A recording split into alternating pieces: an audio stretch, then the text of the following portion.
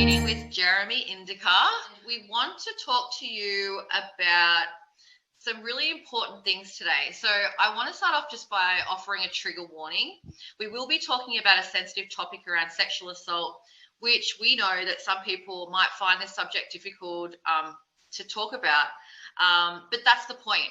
We really want to overcome stigma and make this world a better place, and we have to do that by being brave and having these difficult conversations that we might not feel like we're willing to have, but they're necessary, and we have to do hard things if and be willing to not feel so good to be able to create that change.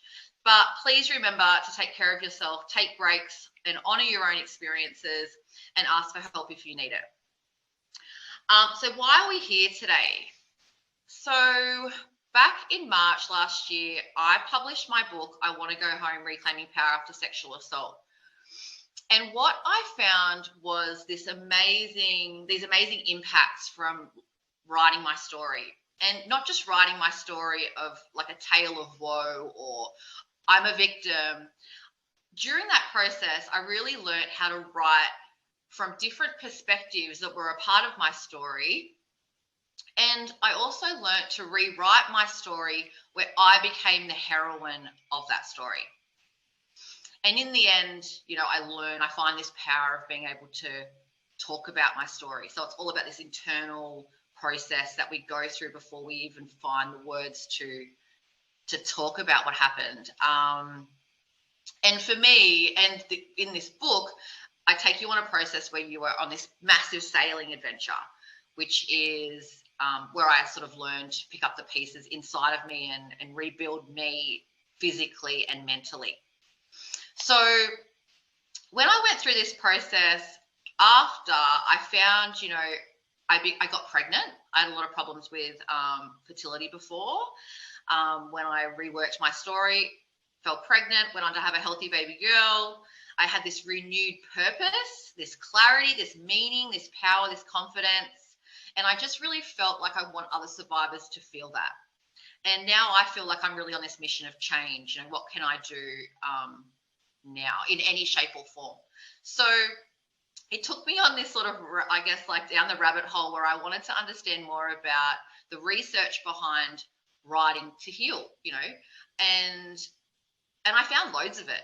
And so I started to unpack my own process, and I came up with this 6-step process that I can help others to do the same thing.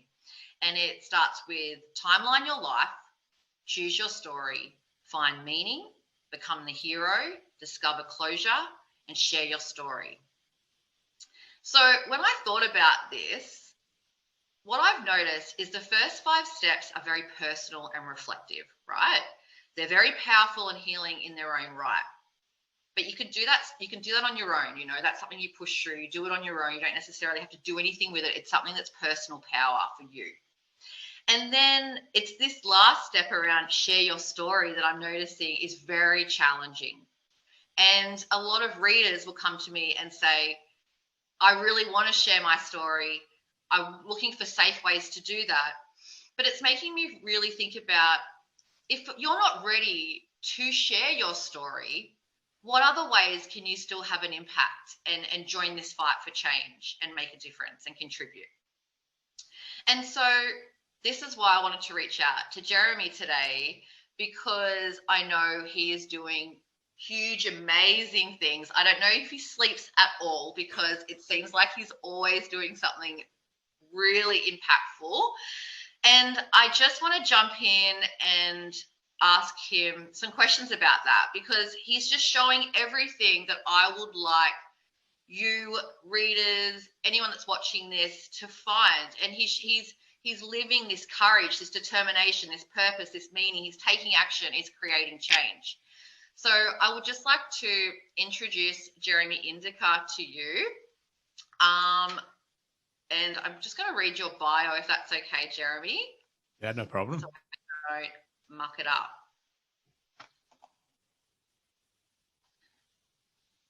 Okay. Jeremy raises awareness for child sexual abuse by sharing his story, and he discusses the subject in the most creative ways that he can think of. He uses film, animation, and illustration in an attempt to engage this audience on this very difficult subject and hopefully bring more awareness to it. His mission is to break this silence, and he truly believes it's possible, and so do I. Okay, so we'll get straight into some questions, Jeremy, if that's cool with you. No problem. Oh, welcome, by the way. No problem. Thank you so much. It's a very great introduction. I appreciate that. Good. Thank you. Okay, so we'll start off with, can you start off by telling us a bit about your story and how it drives your work? So my story begins when I was 8 years old, when the sexual abuse happened. It was from another male, and he was around 25 years old at that time. And the abuse lasted for 2 years. And then he moved away and it finished. He was a trusted family member, trusted family friend. And I continued my life. On the surface, it did not affect my progression, really. I continued. I was energetic. I was very social. I was doing well at school. I was captain of a lot of sports teams. So from the outside, there was nothing wrong. Obviously, deep within me, there was some effects, but they didn't surface until I was in my mid-20s, and that's when I started talking about the abuse. So my mid-20s was 15 years after the abuse had actually finished. And as I started speaking about it out loud to friends and other people who I knew, I started to understand that this situation was happening to so many millions of people in every country, in every community. And I decided that I should try, or I should at least try to contribute into some kind of change. And that's when I started posting my story online and speaking at events in London. And then one thing led to another. I started collaborating with filmmakers and animators and graphic designers. And now we have platforms that are growing in community every day. I've launched a new movement last year called Something to Say, which I know, Renee, you have featured on, which is fantastic. That's a great connection. I'm just trying to expand these things, trying to get into schools and colleges and in front of parents and into the education system. And yeah, I really want change. That's so good. And I was doing a bit of research today too. And did you know you have 12,000 followers now on your Facebook? And you've had something like 1.1 thousand shares with your content. I know, it's so crazy. I mean, this morning I went through all my social media just to give everything a good check, just to see where we're at. And I actually saw that 12,000 followers on Facebook. And when you think about that, I am posting, I'm not only posting content about this topic that would encourage somebody to press the like button or comment button. I'm often trying to challenge people's thought process in as many areas that I can, because I do want to make this, I'm trying to open the discussion on this topic. So I feel like a lot of my content is not controversial. I don't want to say that, but I feel like a lot of my content is trying to push the boundaries of this conversation that we often silence because it's too uncomfortable. So to see 12,000 on my Facebook is such an incredible thing, seen as I'm posting a variety of content. That's what I think so fantastic about it. It's thought-provoking, and you are finding creative ways that, you know, and we'll get more into that feels safe for some people. You know, you and I might just be like, we're sharing everything. But like some other people, it might be like really hard for them to click share to start a conversation. So yes. I love what you're doing. Thank you. Can you tell us about the projects you are currently involved in and what they mean to you? So the two big projects that come to mind immediately, the first one is, as I mentioned, I have this Something to Say movement that I launched. And the reason why I launched it is because I got such an incredible release and uplift from sharing my own story that I thought, well, wouldn't it be fantastic if I could provide the opportunity for those that wanted to do that. because I'm very fortunate in the fact that I've got a very close set of friends that I've known for over 20 years. So they were the first people who I turned to, and I could do that with confidence. But not everybody has that close-knit community surrounding them.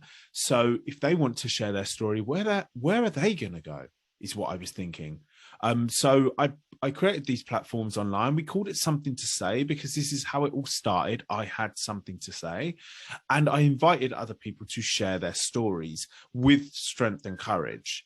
And so I launched those platforms, started sharing people's stories, and now I'm trying to add some variety to that page. We got some information posts coming out. We asked some questions on there that are trying to encourage some conversation. So now there's a variety of information on that Something to Say page, and I hope to grow it further and further. And the other one that I'd like to mention, the other project that I'm involved in is I'm trying my hardest to get into schools at the moment. Now that is proving not as simple as we would like. We would like it to be as simple as I can send that school my website, they can see all the work that I'm doing, and they'd be like, are you available tomorrow? That's the kind of thing we'd be after. But I'm finding lots of resistance, and that's not a attack on the teachers that cannot bring me in the next day. It's a lot to do with the systems and, what am I going to say? And is it going to be too much? Is it going to be too little? Does it align with the current education curriculum that they have? Does it, they have the part, this subject is so incredibly uncomfortable for people that they're so worried around it, even though it's the thing that if it was to happen to any children in their circles, they'd be the most horrified about it. So it's like it's like you're stuck, but it's just like a double-edged sword. You want to talk about it, but you don't, because people are too uncomfortable about it. So they're my two main topics, two main projects. The Something to Say project, which is moving, and the trying to get into schools, which I'm trying to move. So for people listening or watching, Something to Say is for anyone that has something to say, yes? Yes. Any topic? Yes, any topic. We want it to, if you've got something to say that you want to say with strength and courage, we're asking you to write in and feature, yes. Fabulous. And second, with schools, as you might know, I work for local government, and I'm very passionate about connecting local support services with our schools and building and strengthening those relationships. And I know the struggle that you're having, because I've worked within the school system as a school counsellor and promoted people like you coming in and speaking. And I found we've got White Ribbon here, and International Women's Day. It was quite interesting. One school that I worked for left boys completely out of the International Women's Day event. And so, I was saying here, that's the point. The point is equality. The point is stop leaving each other out of these conversations. These aren't women's issues. These are issues for all of us. And so in the end, I said they didn't want to change the format, but I said, okay, let me do something with the boys then. And they said, go for it. So I got in this amazing speaker, Michael Marr, someone very much like yourself, who worked for White Ribbon, who talked about, he has such a great story too. He works 6 months of his life. He works over in South Africa, where he challenges poachers, or somewhere in Africa, and he challenges these elephant poachers. And he says it's very much like what we're seeing here in Australia. It's, elephants aren't killing themselves. Poachers are killing elephants. Women aren't killing themselves. Men are killing women. And so he did this wonderful conversation around the microaggressions of young boys that can eventually turn into these massive, macro, bigger expressions of violence. And we have a big problem with that in Australia. Of gender-based violence. And so I share your passion for this education and this awareness getting into schools, but you're absolutely right. The fight is around making it curriculum-based. And Yes. so I know the conversations here, there's a lot of talk around consent at the moment. I'm sure you would have followed a lot of the reforms that are happening to our education system here, which is fantastic. And thank you so much. Shout out to Chanel Contos, who I believe is living in your country. So there's a lot of work to do in this space. There is so much work to do in this space. And maybe that's someone you could reach out to, to have a conversation with around how she did that here. Fantastic. So I guess watch this space. I'm sure we're going to see a lot of things change because it has to change. It has to change. Yes. Okay, next question. So how did you begin the process of sharing your story? I know you did touch on that. You started by sharing your story with your friends. Yes. But then how did it start to build? Once I told my story to my friends and realized what an incredible feeling it gave me of release and uplift, confidence, strength, I just kept telling more and more friends, and then I started expanding the circle and telling their partners. Then I started telling other people. Then I started sharing my story online. And so it was a gradual process. I would hate for anybody to see my work and feel like the way I speak about my story is something that they would never achieve, or, oh my goodness, that's so incredible. Let's say it's been like the first time I shared my story was 10 years ago now, actually. So it's been a 10-year process for me to speak so willingly about my story. Yeah, absolutely. So it's a stage by stage situation, and it was a gradual process, but it was a process where at every step of the journey, it was giving me good feelings, positive feelings. And I see that the same situation is every time somebody shares their story on my platform, it seems to be the same kind of reaction. But I'm very interested and encouraging to myself to speak my story with strength and courage, because I feel like if I only ever talk about my story from a victim mentality, which I am a victim of this crime, right? So I'm not trying to say that I'm not a victim of this crime. I am a victim of this crime that suffered it in the hands of the person that did it to me. The only person that loses out is me, right? So I'm not trying to get away from that. But if I only live in the sadness and the sorrow of it, I am going to turn into a sad man who is constantly sad.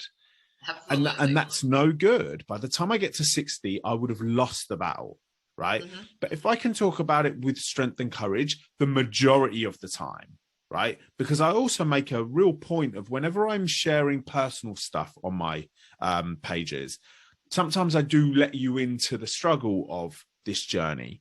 And so I do also report on the sadness and the sorrow of this journey. So I don't want to be like some over optimistic character, where it's all sunshine and rainbows, because it's not. And you can try to fool yourself into thinking like that, but the sadness is always there. But for the majority of the time, I want to share my story with strength and courage, because that's going to help me when I'm on my own and I'm looking back at my story, or I'm reflecting on my story, to remind myself that there is strength and courage in everybody's story. And then one of the reasons for that is because we're all still here telling it. So, I really love that. I was totally picking up on that, because you're still writing your story now, and that's what you're doing. And that's why you're becoming this amazing hero. You're becoming, the person that you needed, or that you most would admire, being that 8-year-old child, and that's what I love about what you're doing. You are being his champion. You are being his protector, and you are fighting for him. Absolutely. So thank you for that. And thank you for fighting for all those little kids that are out there. I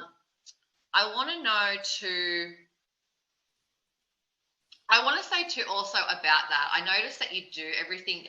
I really do admire how you do let us in on the behind the scenes journey, because you're not like, hey, look at me, I'm killing it with like all this cool stuff that I'm doing and I'm making change. You are saying, this is really hard. these are the challenges that I'm facing. It's not easy. This is a struggle, not even personally, but with the systems that you're up against and these attitudes that you're up against. And I particularly like when you share the personal struggles for you in being an advocate. Yeah. So in being a change maker, when you get people that say to you, and I read a really good post that you put up today, I read it today, but it was from maybe a while back. But you spoke about when people say to you, you know, almost like, well, what are you going to do when you just after you tell your story? Yeah. And I really love that you have been really wonderful and creative in how you've opened up that conversation.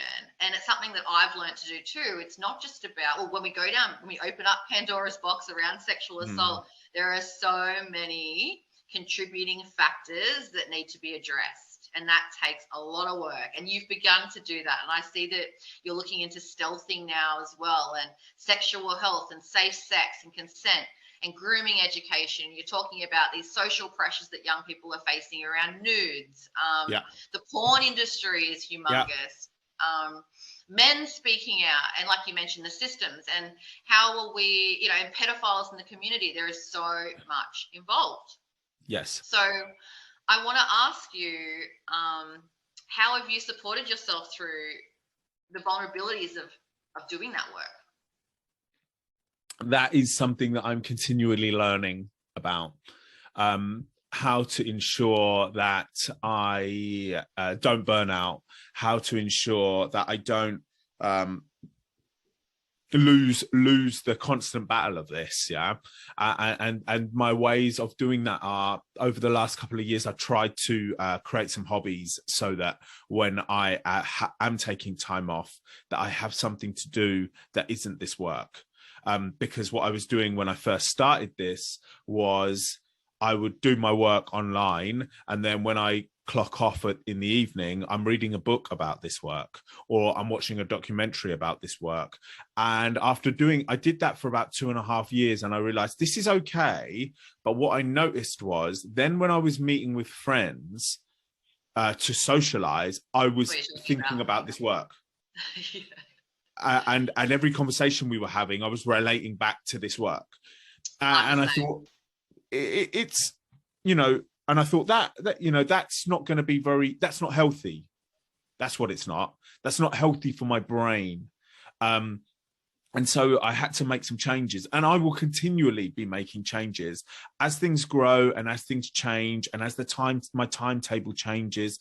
There's more podcasts coming in now. There's more live events coming in now. So that's a bit of a change. I need to schedule my day properly. I always put a bit of exercise in there at some point. I do a little meditation once a week. All of these things are just so important to ensure that I maintain my own levels, because if they fall off, then the whole thing falls off. Yeah. Right. Yeah. Mm-hmm. So if I start breaking down socially and energy wise and passion wise, then the whole thing breaks down. So yes, I do need to maintain my well-being, but also understand that, well, I always feel like my well-being is definitely essential, but we do have a mission on our hands here, and so there needs to be the correct balance. Yes. Yeah, awesome. I share that same experience too. And I've had a friend, actually, that's sort of where I've pivoted with my work is, you know, I had a friend who said to me, do you want to be known as like the girl that was sexually assaulted, or, you know, where are you going with this? And I'm like, no, I want to be known as the person that helps people reclaim their power. Yeah. And so that's where I've pivoted now. And I'm kind of like, I feel a lot more like I can claim this space a lot better. Yeah. And stand in my power within this work, because it's not about being perfect. It's about just taking steps towards that reclamation of power. So thank you. My next question is, have there been moments of strength and personal progress that have surprised you? Yeah, I mean, I just want to say again, and that is it really was a surprise when I told my story for the first time. I remember feeling surprised at the reaction that I got internally. I didn't think that would happen. I knew I needed to tell somebody because I tried lots of other options, because I never really wanted to speak about this. I didn't, because I knew as soon as I spoke about it, then that's going to always be in my world. You know, as soon as I tell somebody, it's always going to be in my world, because every time I speak to that person, they know about what happened. Significant thing happened to me in my past, and it will adjust our relationship, no doubt about it. So as soon as I knew, as soon as I started telling people, it was going to adjust things. But the surprise was how good it felt, you know, how good it felt to release and own it. So that's one of the biggest, that's one of the surprises of like personal power and growth that I got. But I think also the other great step that I've had in this journey is as I've started to build the team of people that are helping me with all this work. I know you mentioned at the start, you're not sure when I sleep. That is true. Because I am hard at work here. But I've actually also built an incredible team of people that are helping me put all this content out there. And actually, it's just been so incredible because I don't think many of them are actually survivors of this experience. Of course, I've never asked them because it doesn't make any difference. We've got a good collaboration going.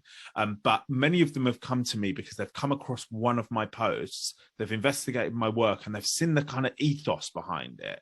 And they're like, I'd love to get involved. So the graphic designer, who is the brains behind Something to Say, as far as I know, she is not a survivor of this experience. She just got one of her friends passed my work to her, and now we've been working for 2 years.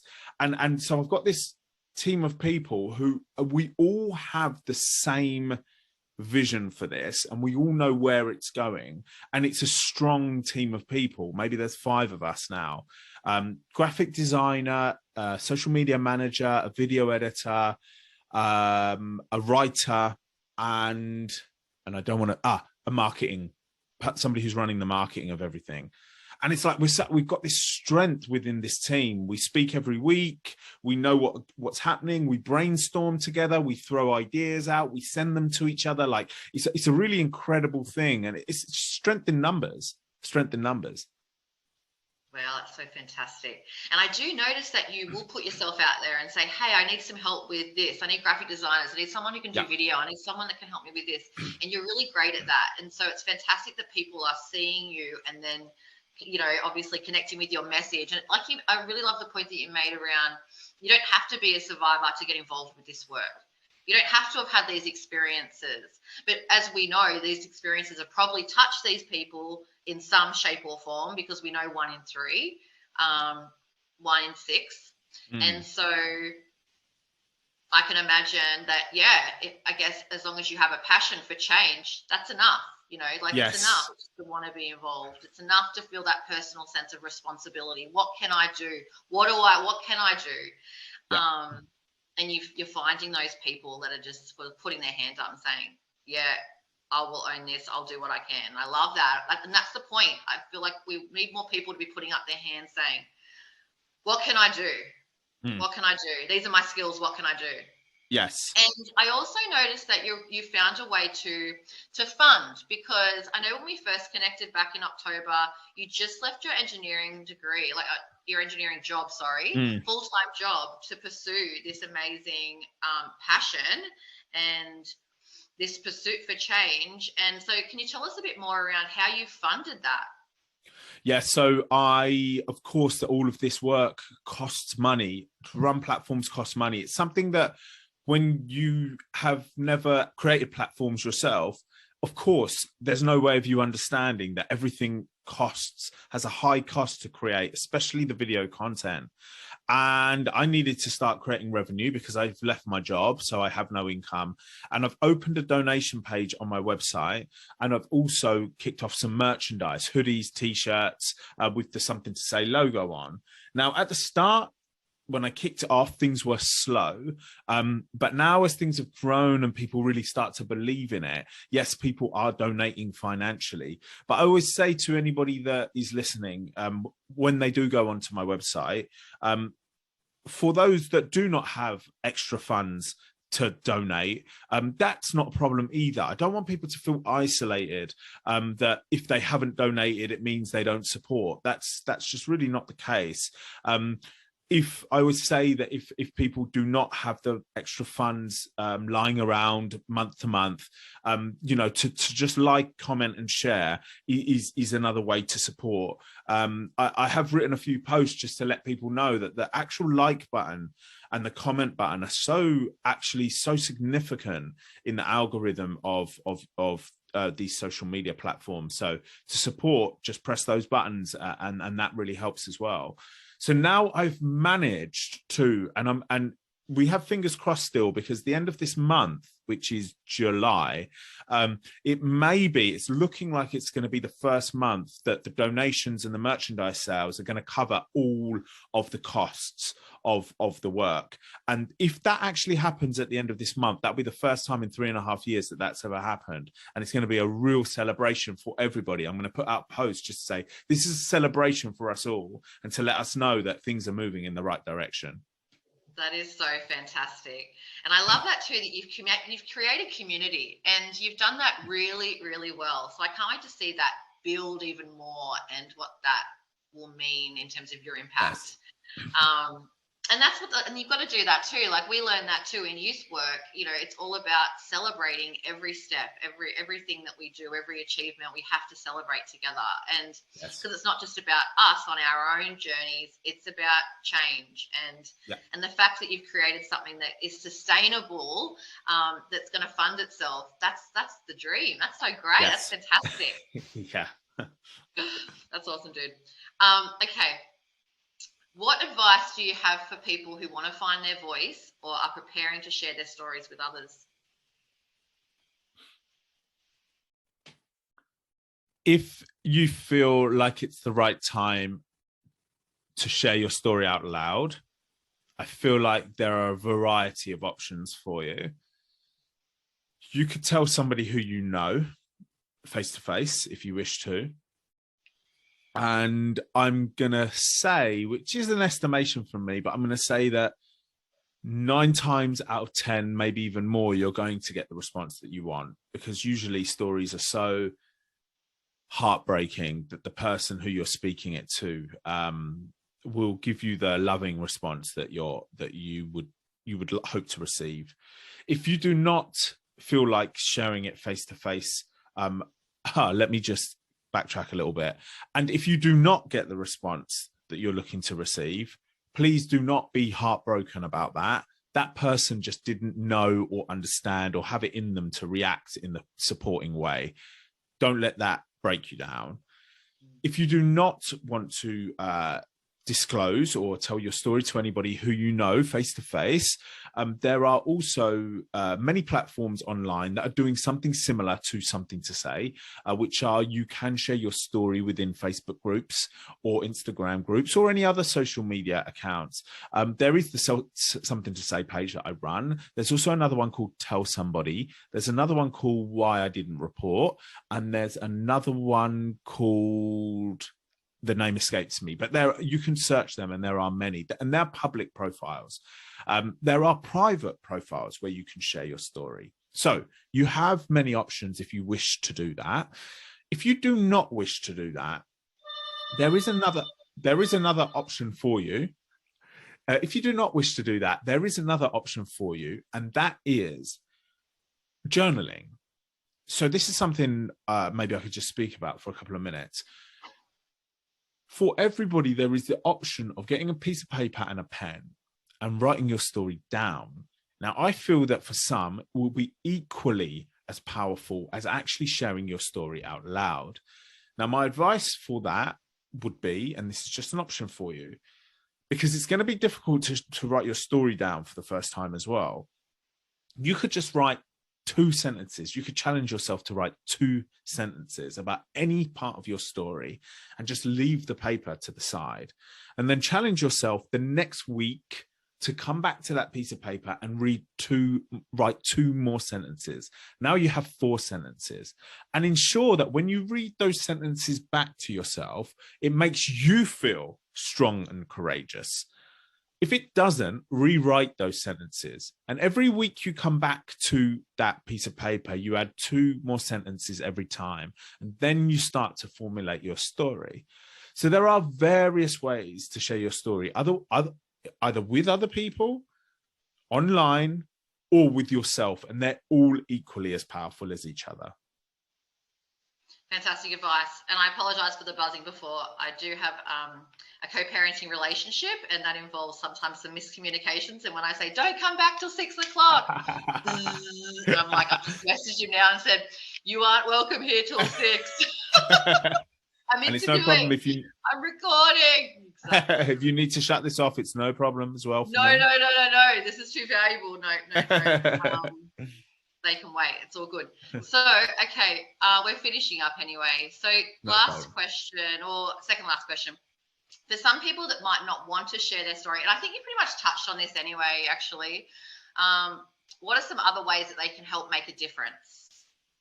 Yes, okay. So other than the journaling answer that I just gave, other ways you can make a difference is just join other people that are raising awareness and support them.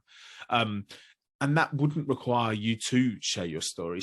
Find people who are talking about this subject in a way that you can relate to, and support their work, watch their work, interact with their work. Also, another one that I really would like to talk about even more is about the fact that charities are desperate.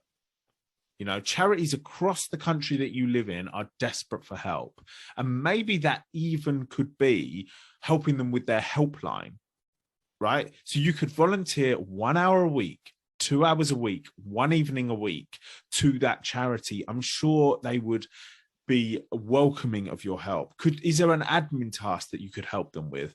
Are there emails that they need help with? Just anything. This is not requiring you to ever even mention that you went through anything. They're not intrusive like that to take you on. You could just give a little bit of your time. Now, to the people that say, I don't have time, my response is, it would just be instead of watching the TV one night. That's all it is. Instead of watching the TV one night, go and help one of these charities. And you may find, it's possible that you will find that actually helping in the prevention of this, whether you realize it or not, is actually helping you. Because you're stopping the horrific thing that happened to you happen to more children. And you may go through your life never sharing your story. And I'm saying that could be the correct option for you. I don't think saying that the only option or the only avenue you've got to take is sharing your story for release. Your release may be actually making sure that this doesn't happen to more children. And what an incredible thing that would do. There's many options for us all here, but the thing that is very important is we need everybody to help in some way. Because when you look at the statistics, this is a underground pandemic that if we don't all start chipping in on, it's never going to get solved, and we're all going to end our lives and nothing would have changed, and this is just going to continue forever. I love that. And like they say, it takes a village to raise a child. I believe It takes a village to protect a child too. Brilliant. So lastly, I'd like to know, would you like to tell everybody where people can find you, your socials, and what people can do to support your work? Yeah, fantastic. If you just go to jeremyindika.com, that's INDIKA.com, and all the links are there. All the links to YouTube and all the different social media accounts that I'm running, including the Something to Say movement, is all on that website. So please do go check it out, check out my work, and if you like it, give it a follow and come join this journey. Like, we're on a mission here. We sure are. Thank you so much, Jerry. You're amazing. You've given me so many different ideas on how I can be involved and how I can do more. And like you've said, and things I can just do from behind my computer in the safety of my home. Yes. But I also know volunteering is such a tremendously powerful way to reclaim power too. So get involved, guys, in anything that you can, really. And what a really inspiring conversation with with you, Jeremy, who's doing so much in this space to create this so change much. that's very much needed.